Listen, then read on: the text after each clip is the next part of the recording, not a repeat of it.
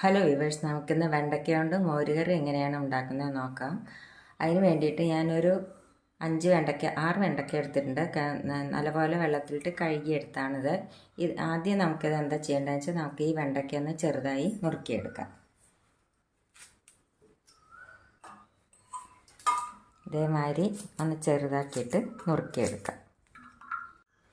ഞാൻ വെണ്ടയ്ക്ക കണ്ടില്ലേ, ഇതേമാതിരി ഞാൻ ചെറുതാക്കി നുറുക്കിയെടുത്തത്. ഇനി നമുക്ക് എണ്ണയിലിട്ടിട്ട് ഒന്ന് വഴറ്റിയെടുക്കാം. അതിനൊരു ചീനച്ചട്ടി എടുത്ത് സ്റ്റവ് കത്തിച്ചു.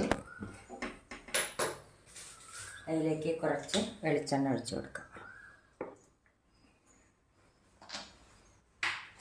ഇനി ഇത് നമുക്കൊന്ന് വഴറ്റിയെടുക്കാം.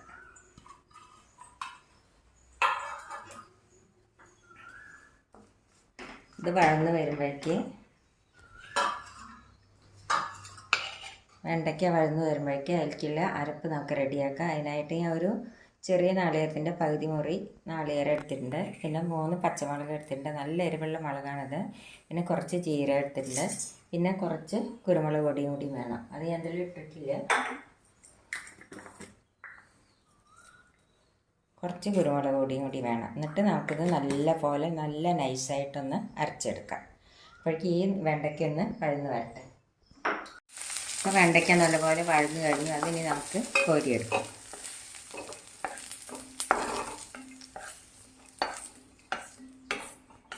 ഇതിലേക്ക് നമുക്ക് കുറച്ചുകൂടി വെളിച്ചെണ്ണ ഒഴിച്ചു കൊടുക്കാം.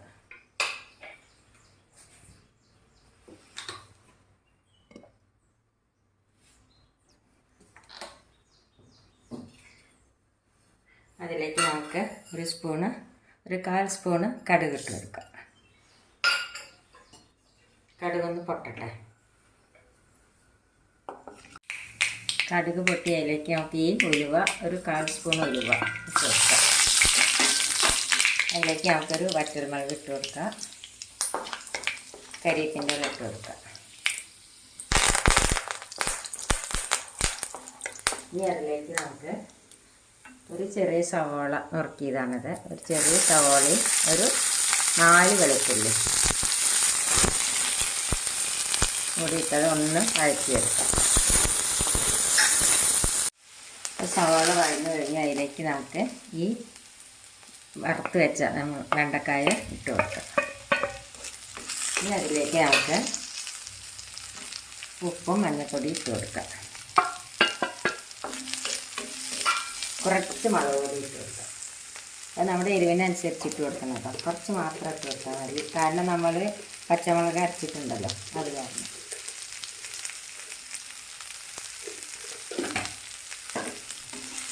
ഇതിലേക്ക് നമുക്ക് ഈ അരച്ച നാളികേരവും ജീരകവും കൂടി അരച്ചില്ലേ, നാളികേരവും ജീരകവും കുരുമുളക് പൊടിയും കൂടി അരച്ചത് അത് ഇതിലേക്ക് ഒഴിച്ചു കൊടുക്കാം. രണ്ടില്ലേ, അത് ഇതിലേക്ക് ഒഴിച്ചു കൊടുക്കാം. പെട്ടെന്ന് ഉണ്ടാക്കാൻ നല്ലൊരു കറിയാണിത്.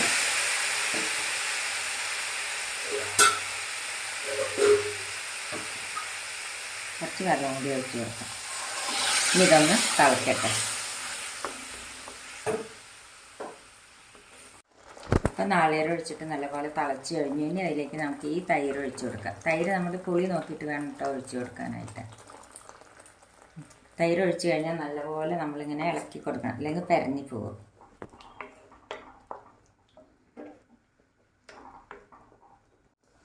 അപ്പോൾ തൈര് ഒഴിച്ചിട്ട് നല്ല തിളച്ച് കഴിഞ്ഞു, കണ്ടില്ലേ. എപ്പം ഇങ്ങനെ ഇളക്കി കൊടുക്കാം. ഇനി നമുക്ക് ഗ്യാസ് ഓഫ് ചെയ്യാം. ഇനി നമുക്കിതിൽ ഉപ്പുണ്ടോ എന്ന് നോക്കി നോക്കാം.